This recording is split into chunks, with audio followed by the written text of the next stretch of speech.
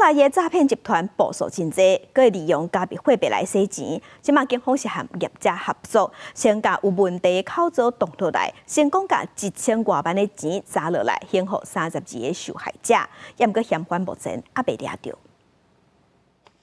走了，我没事，我配合。警方赶紧伫街路上甲人抓来，调查这个案件，又佮诈骗有关系。民众一旦被骗去，往往钱拢无法摕回来。不过，即阵是有被害人顺利将部分的损失摕回来了。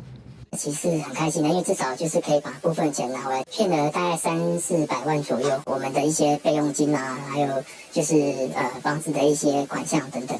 被骗去提钱投资，除了家己全部的钱以外，更加向亲戚朋友来借钱，加200万全部转入去不法集团的人头口座内底。当初想讲全部拢乌有去啊，结果尾啊增加在部分的钱有摕回来。关键就是诈骗集团用加密货币洗钱，互交易所主动扣来。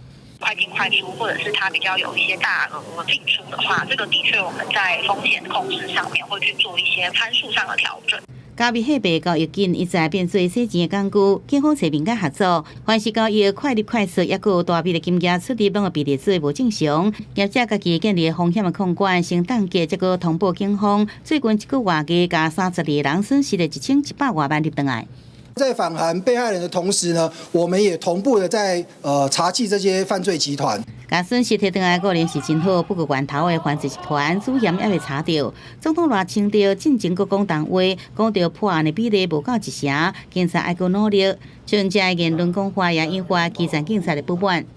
赖清德总统还说，目前的成效他不是很满意，那大家还有很大的努力空间。我想这就是对所有警察人员的羞辱。